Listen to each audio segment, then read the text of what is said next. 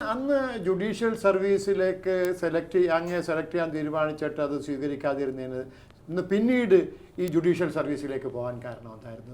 ജഡ്ജിയുടെ ഉദ്യോഗം തേടി അല്ല, ഇവിടെ ഈ 65-ലെ അമ്മയെ പരാജയപ്പെടുത്തി. വാസ്തവമാണ്. ഞാൻ വിചാരിച്ചു ഞാൻ തലശ്ശേരിക്ക് പലതും ചെയ്തുകൊണ്ട് ജയിക്കുമെന്ന്.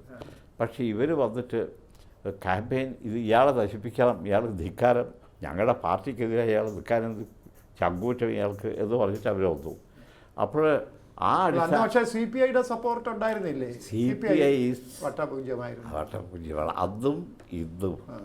ഇത് പരമാർത്ഥം ഞാൻ CPIക്കാരൻ്റെ അനുഭവമുള്ള ആളാണ്, മോർ ദാൻ മാർക്സിസ്റ്റ്. കാരണം ഇത് പറയാമോ എന്ന് എനിക്കറിയാം, എൻ്റെ സുഹൃത്തുക്കൾ ദേഷ്യപ്പെടും. ഞാൻ വോട്ട് ചോദിക്കാൻ വേണ്ടി പോയ സമയത്ത് ഗേറ്റ് അടച്ചു വരും ആ വീടിൻ്റെ. ഇപ്പം നിങ്ങളോട് വോട്ട് ചോദിക്കണ്ട, പോയിക്കോളൂ എന്ന് എനിക്ക് വേണ്ടി വർക്ക് ചെയ്തിരുന്നതായ മാർക്സിസ്റ്റുകാർ, അതിന് മുമ്പൊക്കെ എനിക്ക് വേണ്ടി വോട്ട് ചെയ്തതായ ആക്റ്റീവായിട്ട് വർക്ക് ചെയ്തതായ കൂട്ടർ പറഞ്ഞു, നിങ്ങൾ വേണ്ട, അവിടെ പോകണ്ട, വോട്ട് കിട്ടില്ല വെച്ചാൽ വോട്ട് കിട്ടണ്ട, തീർന്നു. അപ്പോൾ അതോടുകൂടി പൊതുപ്രവർത്തനം വേണ്ട, ഒരു ജഡ്ജിയായി ജുഡീഷ്യൽ സർവീസിലേക്ക് കയറി കൂടുതൽ സേവനം അനുഷ്ഠിക്കാൻ. അല്ല, അപ്പോൾ MS മേനോൻ പറഞ്ഞു, അദ്ദേഹം കൊച്ചി തിരുവിതാംകൂർക്കാരനാണ്, ഞാൻ പരമക്കാരനാണ്. പക്ഷേ അദ്ദേഹത്തിന് എന്തോ ഒരു ഭ്രമം, ഈ കൃഷ്ണയ്യർ മഹാനാണ്, ഇയാളെ ജഡ്ജിയാക്കണം. അപ്പോൾ എന്നെ ഒരു ദിവസം വിളിച്ചു, നിങ്ങൾ ജഡ്ജി ആവാതെ കൊണ്ട് ഞാൻ റിട്ടയർ ചെയ്യില്ല. അപ്പോൾ ഞാൻ പറഞ്ഞു, നിങ്ങൾ എന്നെ ഒഴിവാക്കണം, ഞാൻ നല്ല വരവുള്ളതായ ഒരു വക്കീലായിരിക്കുകയാണ്, ഇതിങ്ങനെ ഇവരുടെ നിസ്സാരമായ ശമ്പളത്തിൽ എനിക്ക് അഭിപ്രായ സ്വാതന്ത്ര്യവും പൊതുപ്രവർത്തന സൗകര്യങ്ങളും നഷ്ടപ്പെടും എന്ന് പറഞ്ഞിട്ട് ഞാൻ അദ്ദേഹത്തോട് പ്രാർത്ഥിച്ചു, സമ്മതിച്ചില്ല. അദ്ദേഹം EMSൻ്റെ അടുത്ത് പോയി പറഞ്ഞു, നിങ്ങളുടെ ക്യാബിനറ്റിൽ മെമ്പറായിരുന്നു, നിങ്ങളും അയാളോട് ശുപാർശ ചെയ്യണം ഇവിടെ മന്ത്രി ജഡ്ജ് ആവാൻ വേണ്ടി. ഞാൻ പല വിധത്തിലും ആവാതെ ഇരിക്കാൻ ശ്രമിച്ചു. പക്ഷേ ഒടുവിൽ അദ്ദേഹം നിർബന്ധിച്ച്, അദ്ദേഹത്തിൻ്റെ ഒരൊറ്റ ശക്തി കൊണ്ടാണ് എന്നെ ജഡ്ജാക്കിയത് ഇവിടെ. പിന്നെ നിങ്ങൾ ചോദിക്കുന്നതായ ചോദ്യത്തിന് ഒരു ഭാഗമുണ്ട്, അതാണ് പ്രധാനമായിട്ടുള്ളത്.